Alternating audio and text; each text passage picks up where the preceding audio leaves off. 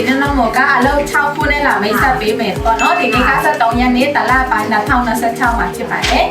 နံပါတ်1အလုပ်ကတော့မင်းကလေးနဲ့ရောက်ပေါ့နော်လွယ်အိတ်တွေရောင်းတဲ့အလုပ်ဖြစ်ပါတယ်ရှင်းထိုင်းစကားပြောတတ်ရမယ်ထိုင်းစာရေးတက်ဖတ်တတ်ရမယ်အင်္ဂလိပ်စကား50ခိုင်နှုန်းပြောတတ်ရမယ်ရှင်းတရက်ကို600ပဲရတယ်ရှင်းနော်အခါတော့ပေးတယ်ကွာကိုပဲစားရှင်းအလုပ်ချိန်ကတော့မနက်9ည9ဖြစ်ပါတယ်ရှင်းဒီဆိုင်ထဲမှာတက်ရှင်းလဲရောက်ရမယ်နော်နံပါတ်2အလုပ်ကတော့နခွန်စဝမ်ကလေးထိန်ပါမင်းကလေးတယောက်ပေါ့မယ်အိမ်တက်ထက်တစ်ทีကတော့တယောက်ပေါ့နော်ကလေးကတော့ငွေကင်းစံတယောက်ရှိမယ်လာစားတဲ့1600နာရဲ့ရမနာပြီး600ပါရှင်းနံပါတ်3အလုပ်ကတော့လူကိုကြည့်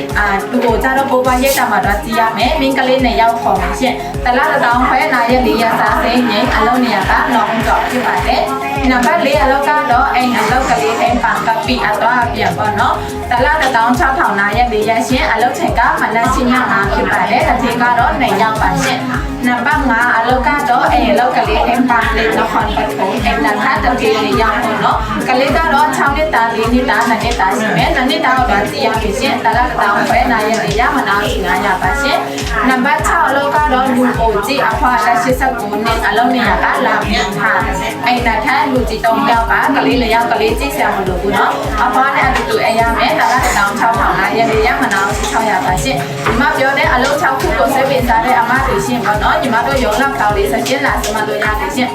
အမြန်လိုပါတယ်ရှင်းနော်ထိုင်စကားပြောတတ်ရမယ်အကောလုံးကအတွေ့အကြုံရှိရမှာဖြစ်ပါတယ်